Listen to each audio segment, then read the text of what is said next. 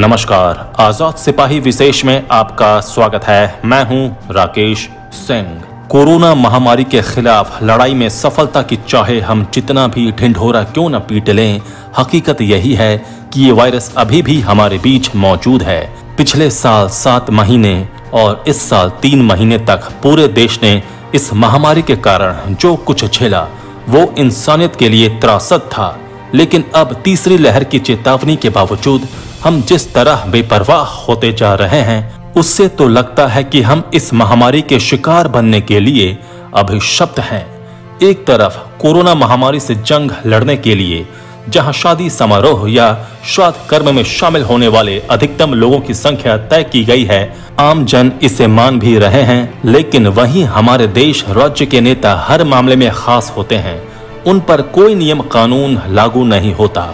नेताओं के जन्मदिन मनाने के लिए 2-4 दर्जन लोग मंच पर जमा हो जाते हैं। एक तरफ जहां 5 लोगों से अधिक के जमा होने पर रोक है, तो दूसरी तरफ राजनीतिक दल आंदोलन या राहत बांटने के नाम पर भीड़ इकट्ठा कर नारेबाजी करते हैं। राजनीतिक नेता बिना किसी रोक टोक के प्रेस कॉन्फ्रेंस बुलाते हैं, वहीं 25-50 रिपोर्टर फोटोग्राफर पहुंचते हैं। ये कार्यक्रम घंटों चलता है।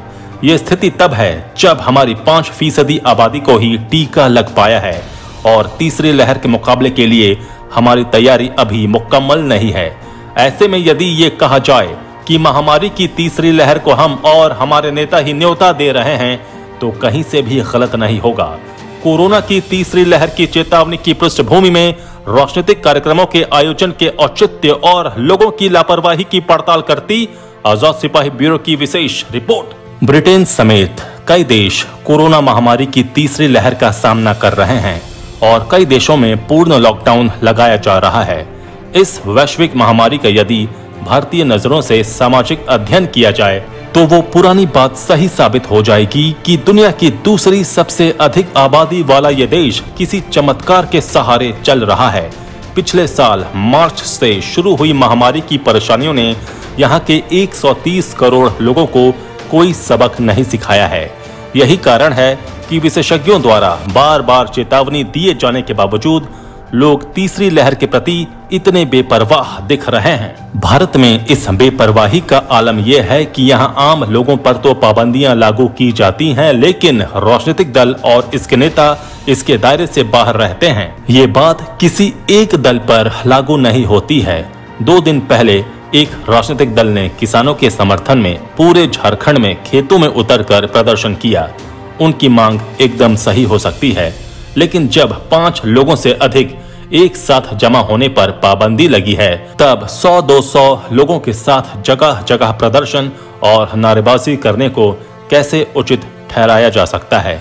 इसी तरह एक अन्य राजनीतिक दल ने अपने नेता का जन्मदिन मनाने के लिए पूरे देश में जरूरतमंदों को मास्क, फल और भोजन बांटा।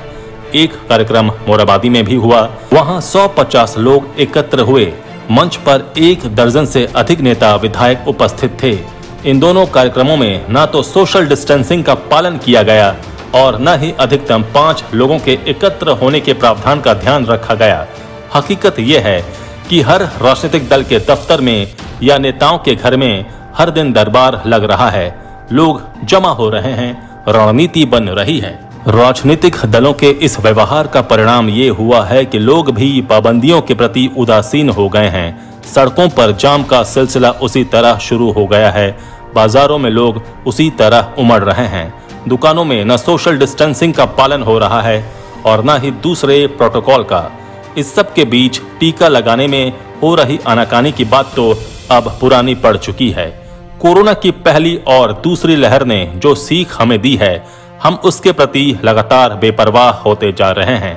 पहली लहर के कमजोर पड़ने पर हमने दुनिया के सामने सीना ठोंक कर महामारी पर विजय पाने का ऐलान किया था, लेकिन तभी इसने अपना रौद्र रूप दिखाया और देखते ही देखते हमारे अस्पताल भर गए, पूरी स्वास्थ्य मशीनरी ठप हो गई और शमशान में लकड़ियां कम पड़ गईं, कब्रिस्तान छोटे पड़ गए। अब दूसरी लहर के कमजोर होने के बाद हम एक बार फिर जीत की मुद्रा में आ गए हैं। राज्य में जारी लॉकडाउन को चरणबद्ध ढंग से खत्म किया जा रहा है, लेकिन पाबंदियां जारी हैं।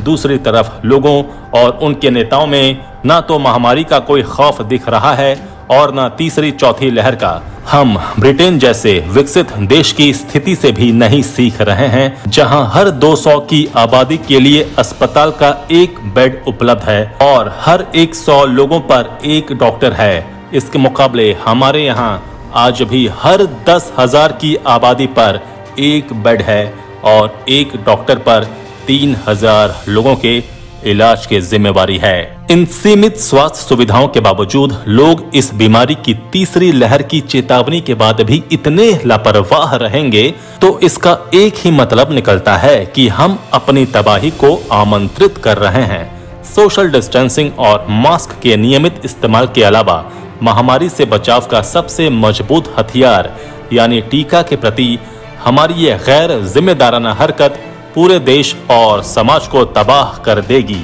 इसलिए अब भी समय है कि हम चेत जाएं।